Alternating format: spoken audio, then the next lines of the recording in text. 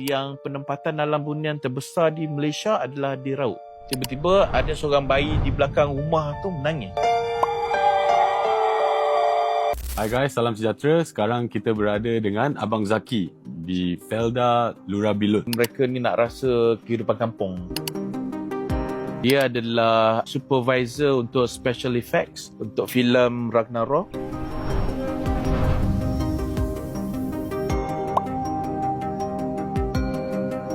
So, boleh Abang Zaki kenalkan kepada kita tak tempat yang cantik ni? Assalamualaikum, selamat petang. Jadi orang kampung lah nama tempat saya dan aktiviti saya. Masuk tahun ni tahun yang ke-9 lah saya menjadi tuan rumah untuk program sukarelawan antarabangsa yang mana untuk sehingga hari ini daripada 85 negara dengan tadi baru sampai daripada Sweden, Lara tu yang ke-766. Wow, setakat ni dah 700 lebih orang. Ya, 700. Kebanyakannya daripada Eropah. Eropah, I ya. see. Dan daripada angka-angka tu kita dapati satu niche ataupun permintaan yang sangat banyak untuk bagi mereka ni nak rasa kehidupan kampung. Boleh dikatakan semua trafik yang saya halakan ke tempat saya ni adalah mereka-mereka yang utamanya ingin rasa suasana kampung. Kemudian mereka yang sama ada daripada Kuala Lumpur nak ke Cameron Highland ataupun daripada Cameron Highland nak ke Kuala Lumpur. Jadi kita divert trafik tu untuk dorang berehat sebentar untuk sebelum dorang teruskan perjalanan. Okay, so selalunya bang, turis-turis yang datang ke tempat bang ni akan stay berapa lama dan apa aktiviti-aktiviti yang mereka lakukan di sini? Kalau ikut saya punya permintaan lah dalam platform tu, minimum 1 minggu. Dan saya anggap tak ada maksimum lah sebab kalau kebanyakan European ni bila dorang datang, dorang akan dapat visa 90 hari. Tapi daripada minimum seminggu dan yang paling lama setakat ni duduk dengan saya 86 hari. Dan boleh dikatakan kebanyakan daripada mereka ni adalah sebagai golongan backpackers, betul? Backpackers, ya. I see. Tapi supaya tak menjadi salah faham, Okay. tak semua backpackers ni adalah orang yang kita anggap daripada kelas bawahan lah. Kita kata macam tu. Faham. Sebab walaupun dorang ni dalam kategori backpackers, dorang pilih untuk menjalani pengalaman, lain, kan? pengalaman yang lain. Dan saya sendiri sebenarnya saya tapis request-request yang nak datang ke tempat saya ni berdasarkan background yang kita rasa sesuai lah. Daripada apa yang abang terangkan tadi, untuk orang yang kebanyakan yang tak tahu, wujudnya satu stigma di mana backpackers ni adalah orang yang golongan macam nak budget, travel. Oh, semua. tak. Betul Saya kan? Memang betul. wujud satu stigma, Yes. tapi kita kena Ya, pecahkan stigma ni lah. Dia macam ni lah sebenarnya. Kalau tanya saya, dia macam multi-level marketing. Okay. Most definitely dia akan jadi direct selling. Okay. Tapi direct selling tak semestinya multi-level marketing. Itu pendapat saya lah. Kebanyakan golongan-golongan backpackers ni mungkin ada yang CEO level, Yes. Dorang ni professional. tapi Dorang diorang ni- datang Ya, nak ya, ya. menikmati satu pengalaman yang lain daripada lain, Ya. khususnya di suasana kampung seperti ini, betul bang? Sebab istilah yang mereka pakai adalah gap year. Di mana dorang akan ambil cuti untuk setahun tu, Faham. dorang akan travel sama ada daripada Eropah ke sini Faham. ataupun daripada dorang nak pergi ke Amerika Latin, Amerika Selatan macam tu, dorang akan guna istilah ni lah gap year. Ataupun di waktu di kala peralihan dorang nak cari kerja baru, dorang akan sediakan ataupun untuk nak finance dorang punya gap year tu. Jadi sama ada dorang akan jual dulu apa yang dorang ada di negara dorang lah. Ada simpanan, kemudian dorang akan travel. Okay, so sudah tentu abang daripada tadi abang kata dah 700 lebih peserta yang datang ke tempat abang ni untuk menikmati suasana kampung dan sebagainya, dan saya yakin mereka ni daripada golongan-golongan yang ada yang golongan elit atau profesional dan sebagainya. So boleh abang kongsikan kepada kita tak, ada daripada golongan ni yang mungkin special sikit atau yang interesting sikit, golongan-golongan ni yang pernah sampai ke sini? Walaupun kita tahu yang dia di kalangan profesional, tapi tentulah kita tak sampai kita tanya kerja kat mana, berapa pagi, kita tak pergi ke situ. Cuma ada beberapa situasi tu yang sangat menarik lah. Antara lainnya kita ada Hugo Melo ni daripada Portugal. Dia adalah supervisor untuk special effects untuk filem Ragnarok, Guardian of Galaxy dan juga Bob Marley Biography. Satu lagi kita ada Nasima ni daripada Switzerland. Okay. Dia adalah sekarang ni kalau dia tak tukar lah kerja dia, dia adalah product manager untuk Rolex. Kemudian ada satu lagi watak ni, nama dia Rakan. Saya syak lah sebab kita saling berhubung dalam media sosial. Okay. Saya syak dia adalah seorang putera raja Yang mana penampilan dia, cara dia bercakap, cara dia tu memang agak ras tinggi sikit lah pada saya. Jadi Putera raja daripada Arab Saudi. Tapi ialah sebab Arab Saudi ni banyak dia punya tu. Dan kita ada product manager daripada Michelin juga. Kalau doktor ni kira memang ramai lah. Oleh kerana anak saya dalam keadaan autistik, jadi kebanyakannya sebelum ni yang kita terima adalah di kalangan doktor yang lebih kepada pembesaran kanak-kanak. So daripada semua peserta atau golongan yang ingin mengalami suasana kampung ni kan, so boleh abang elaborate sikit tak? Apa aktiviti-aktiviti yang akan dilakukan di sini? Saya ada 3 pecahan lah yang saya selalu acap kali akan bawa ke bahagian ni. Yang pertamanya tentulah ke ladang kelapa sawit milik keluarga saya. Okay. Kemudian saya ni suka pergi menyaut ikan. Jadi dekat sungai tu saya menyaut ikan, saya akan bawa diorang ni lah untuk mandi, kita boleh tu. Dan satu lagi adalah untuk menghadiri perkahwinan apabila ada musim-musim kenduri kahwin ni. Keterujaan tu kita dapat lihat lah. Kalau kata diorang ni kali pertama menghadiri perkahwinan tu, dia juga wah, sekejap je sebab berbeza dengan culture diorang di belah-belah Eropah. Sampai 2-3 hari, tapi dia punya jemputan tu pun tak ramai. Jadi apabila diorang tengok dekat sini sekali datang, sampai kadang-kadang bila kita cakap jemputan kali ni mungkin antara 1 ke 2,000, jadi diorang macam tu. Jadi itu antara aktiviti lah kebanyakannya yang saya rasa jatuh dalam kategori yang saya sering kongsikan dengan volunteer saya. Tapi kalau yang apabila masa dan juga cuaca yang terbatas, selalunya di sekitar rumah lah. Okay bang, so sekarang kita masuk topik lain sikit. Okay, so kita negara Nusantara ni, okay, terdapat banyak cerita atau elemen-elemen mistik juga, khususnya dekat kampung semua kan. So ada tak yang golongan yang datang sini khususnya nak mencari pengalaman sebegini, atau ada apa-apa cerita mistik yang abang boleh share? Kalau tanya saya, memang benar ada mereka-mereka ni yang terpesona dengan terjemahan kisah-kisah paranormal ataupun kisah-kisah mistik yang terdapat. Apatah lagi kalau ianya melibatkan pengalaman saya sendirilah. Contoh kata, pada tahun 2001 ada satu kes besar di sini sebenarnya. Di Simpang Lebu sana ada seorang hamba Allah ni, budak perempuan yang mana dia telah dibunuh. Sebelum tu cubaan untuk merogoh lah, tapi akhirnya dia dibunuh. Dan saya terlibat dalam pencarian search and rescue pada malam tu, dan saya dapati dugaan pada malam tu, dan perjalanan malam tu untuk nak sampai ke subuh tu memang sesuatu yang tak dapat dilupakan lah pada saya. Dan kebetulan pada hari kejadian tu, kebanyakan benda yang saya faham ataupun saya pernah lalui tentang kejadian-kejadian mistik ni memang dibentangkan depan mata.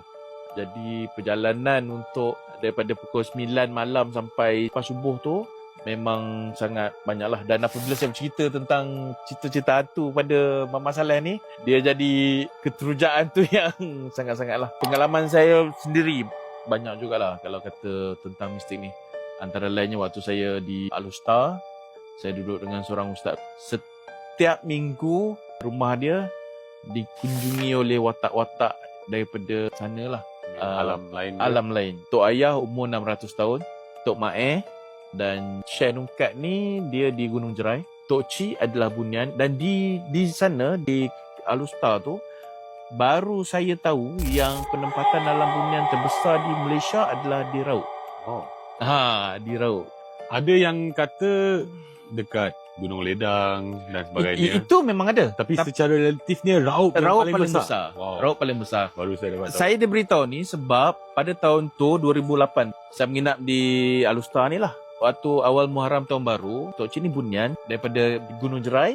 Dia sepatutnya balik ke Raut. Dan waktu tu saya tahu yang penempatan paling besar dia juga. So abang tadi kata masa duduk kat Al-Usta dan cerita orang Bunian dekat Gunung Jerai. So adakah Gunung Jerai dengan Al-Usta ni dekat? Sebab saya tak pernah sampai lagi. Dia macam ni. Saya mula daripada mula lah. Boleh. Saya sampai ke rumah ustaz ni hari Khamis malam Jumaat. Jadi waktu saya sampai tu, ustaz ni dia buta. Dia terima panggilan telefon daripada isteri kawan dia yang duduk di Kuala Perlis. Kalau siapa yang biasa ke Kuala Perlis ni, dia tahu ada perkhidmatan feri daripada Kuala Perlis ke Langkawi. Jadi Abang Hamzah ni adalah pilot feri. Kuala Perlis ke Langkawi tu. Jadi wife dia telefon ke ustaz, bagi tahu yang anak-anak beracau. Nampak jemalang lah kita kata, nampak hantu. So jadi ustaz ni dia buat ada satu gesture lah. Lepas tu tak sampai 5 minit lepas tu kita dengar orang bagi salam di cucur atap. So masa tu ustaz dekat lokasi yang lain? Tak, dia di bawah. Dia atas katil. Okay. Kita dengar orang bagi salam dekat cucur atap. Saya baru sampai. Jadi bila orang bagi salam tu, orang semua yang lain jawab, saya jawab lah, tapi ambil masa sikit sebab nak jawab dekat siapa salam ni. Lepas tu ustaz ni dia buta, dia naik ke tingkat atas rumah dia, lepas tu senyap, sunyi. Lebih kurang dalam 10 minit kita dengar orang macam jatuh ke lantai rumah. Lepas tu yang bagi salam tu sebelum dia balik, dia cakap malam ni malam Jumaat, hampa buat ibadah banyak-banyak sikit lah. Jadi lepas dia dah turun bawah, join kita balik, saya tanyalah, ustaz ke mana? Lepas tu dia cakap, ke Kuala Perlis. Okey, jarak kalau daripada Kampung Berjaya Lustar ni pergi ke Kuala Perlis, kalau kita naik kereta paling cepat pun saya rasa kalau keadaan jalan baik, minimum 45 minit. Untuk nak sampai ke Kuala Perlis. Dan masa tu waktu malam. Tapi untuk dia pergi dan balik dalam masa 10 minit tu, dia naik apa? Okey, yang bermain di fikiran saya lah. Lepas tu bila saya tanya kenapa? Gaduh jiran sebelah pergi jumpa Tok Cha Sami, puja abu mayat dengan tulang babi, bagi orang sebelah nampak setan, nampak hantu. Kemudian dia pergi tolong buang lah. Jadi macam mana dia pergi buang? Yang pertama jaraknya, yang kedua cara dan kaedahnya. Selepas dah yang bagi salam tu balik pukul 3 pagi macam tu, saya masih lagi tengah proses lah. Baik kita tengok daripada sudut agama, daripada sudut logik apa semua. Tiba-tiba ada seorang bayi di belakang rumah tu menangis, baru lahir. Tiba-tiba saya dengar orang daripada atas, ustaz tu tidur kat atas. Dia show tengah-tengah malam. Lepas tu budak tu berhenti menangis. Kemudiannya esok pagi saya tanyalah, tengah malam tadi duk show tu pasal apa? Lepas tu dia kata, dengar tak budak menangis belakang? Dengar lah kan, pasal kuat. Di Kampung Berjaya tu dia macam setinggan je, rumah belakang. Lepas tu dia tanya saya, tahu tak kenapa budak tu menangis? Saya cakap tak tahulah. Kaki dia kena tarik dengan jin 2 ekor. dua ekor. Pada malam tu, dari Gunung Jerai ke Kampung Berjaya Lustar, dia ambil masa 6 minit. Daripada Gunung Jerai pergi ke Mekah, 12 minit. So ini macam dalam alam lain kan? Sebelah sana punya alam. Jadi yang berkunjung dekat rumah dia tu dalam seminggu, macam saya cakap tadi lah, yang paling kerap adalah Tok Mae. Tok Mae ni jawatan dia okey, jangan tanya saya, ini apa yang saya diberitahu. Tok Mae ni jawatan dia pada zaman 2008 tu adalah Ketua Polis Wali seluruh dunia. Macam tu. Tok Cik ni orang Bunian yang mengubat batin.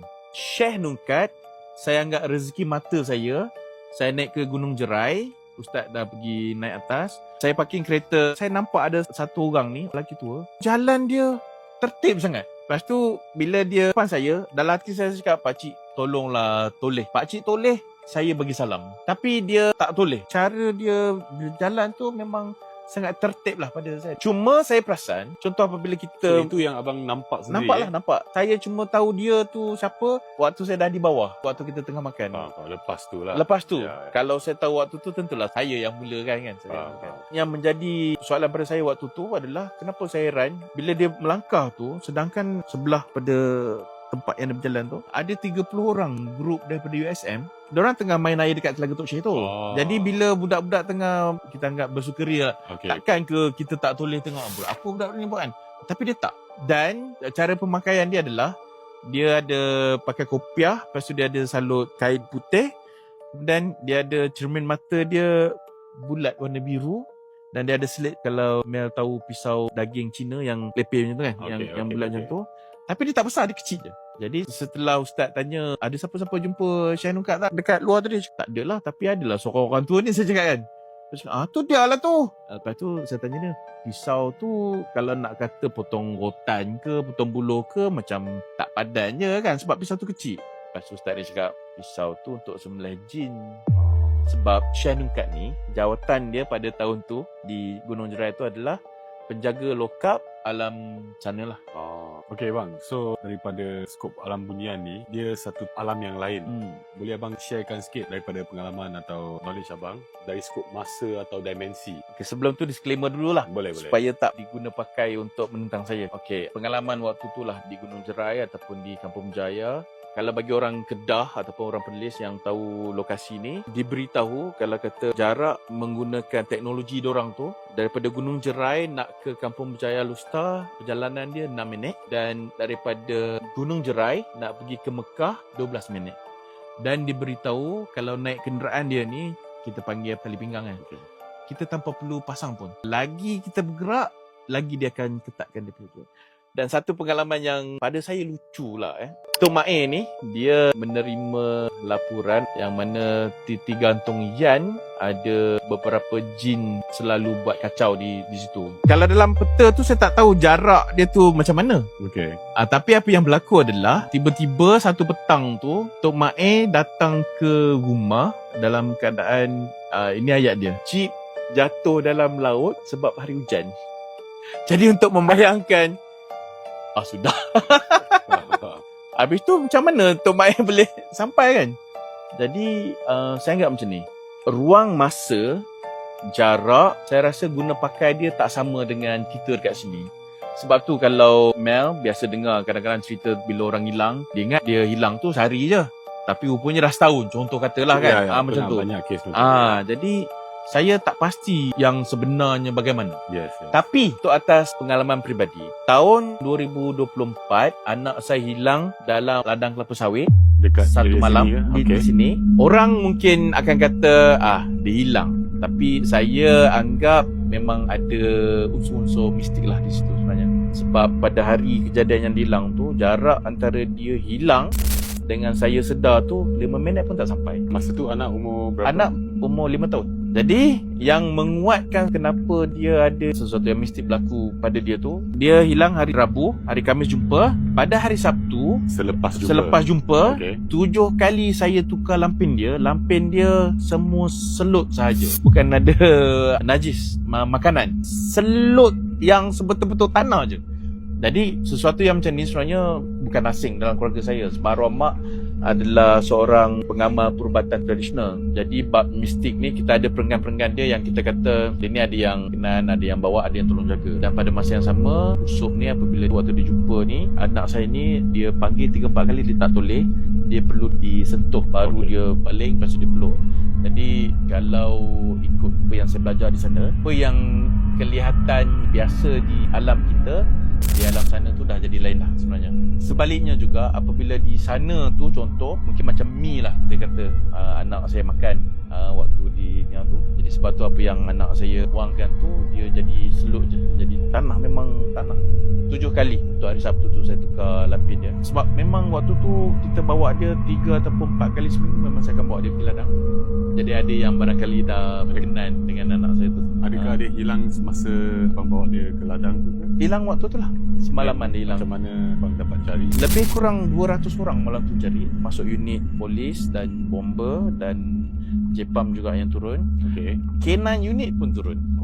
Jadi untuk perjalanan nak mencari dia tu dengan keadaan yang kalau lah benda ni tak menaikkan apa-apa yang mistik, saya rasa untuk radius yang kita cari tu memang tak jauh sangat pun.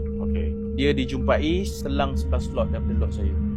Jadi untuk 200 orang yang pergi mencari malam tu, kalau dia masih di sini, saya rasa macam 11 slot adakah itu jarak yang sangat besar ke? Tak pun sebenarnya. Tak besar sangat lah. So definitely masa search and rescue punya operation tu ada cover area tu kan? Yes. Tapi masa tu memang tak jumpa.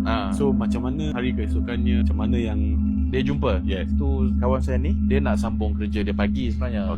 Tapi sebelum dia keluar tu dia cakap dia nak tolong cari. Dan dia ada baca satu jenis selawat ni lah yang orang selalu amalkan. Nama selawat tu selawat Tajfiriyah kalau tak salah saya, supaya dipermudahkan lah pencarian tu.